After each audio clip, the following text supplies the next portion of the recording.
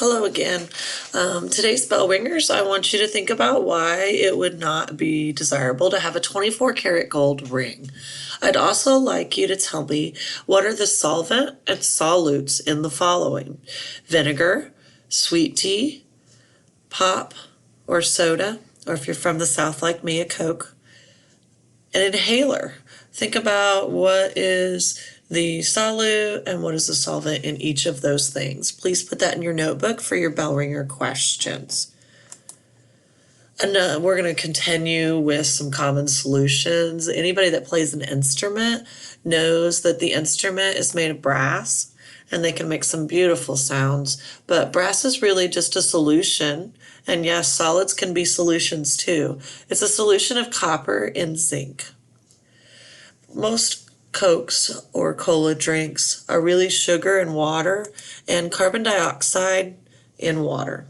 So you've got two solutes, carbon dioxide and sugar, and one solvent, in this case the universal solvent, that is water. So here is the nuts and bolts of this unit. This is what we would say if I wanted to cover this unit again or remind you to use this unit when we're doing some chemistry cleanup or for any other future lab techniques. Like dissolves like.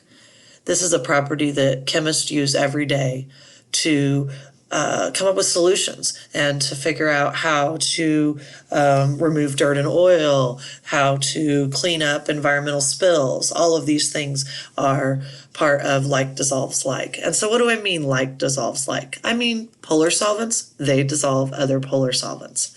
Non-polar solvents such as oil, it dissolves other non-polar solutes.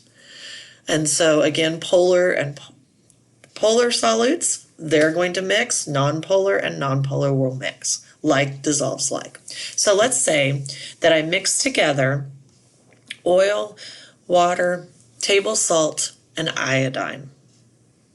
What do you think will dissolve in each other, and what will be immiscible or not dissolvable? Well, first we need to look at which ones of these are polar, which ones are non-polar, and what about ionic compounds? Which one would they fit into? So let's look at water first. Water is polar. We know that. Oil, we know, is non-polar. It's why when you mix oil and water, you get something that looks like this picture over on the right. Table salt is an ionic compound. Well, that's not polar or non-polar, it's ionic, but it has charges. So which do you think it would dissolve in? Okay.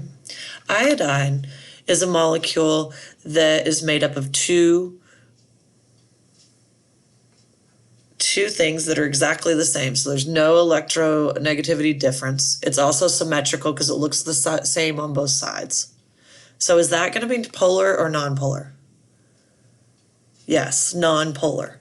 So what's going to happen is the salt and the water are going to mix, and the oil and the iodine, the two non-polar things, the like is going to dissolve like.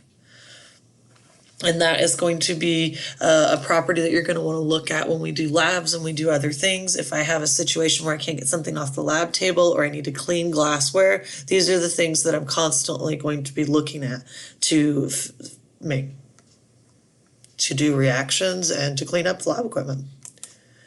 Okay, a cartoon example of this. This cartoon example is showing the tragic of Water Girl and Oil Man and how, since they will never mix, their relationship is doomed. Okay, another real-world example is your hand cleaner. It's called Goop, and if you've ever felt it, it is very, very greasy. But if you've been working on a machine or on a car and you've got a lot of oil on your hands, you can try with soap and water, and it just doesn't seem to be going away. And this Goop will take that grease right off of your hands, because the reason you can't get the grease off is because you're trying to use something that is not a non-polar substance to get the grease off.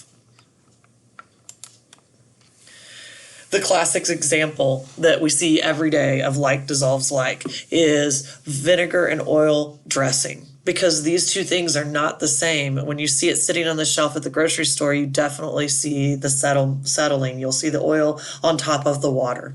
You also witness this when you go to the gas station. You see what looks like a rainbow effect in the petals of water. That is a little bit of the oil or gas from people's cars getting on in the water, and that rainbow effect is that oil sitting on the water.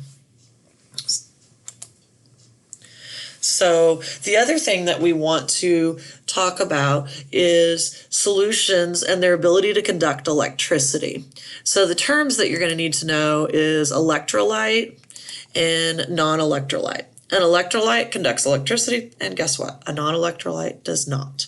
So what do you think determines if a solution will conduct electricity? If you recall from previous units, we needed two things for electricity to happen. We needed charged particles and we needed freedom to move.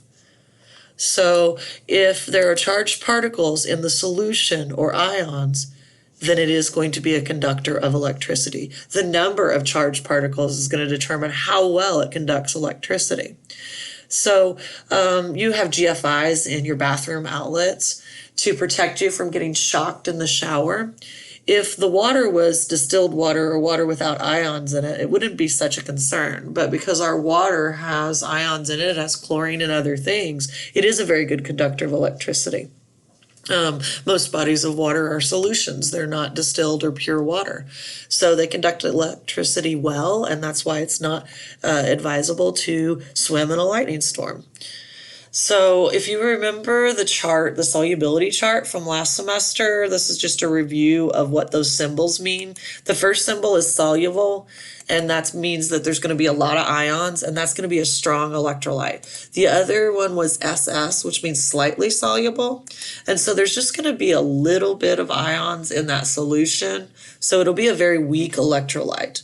And if there are no ions in the solution at all, it would be an insoluble substance, and so in that case there's not going to be any conduction of electricity.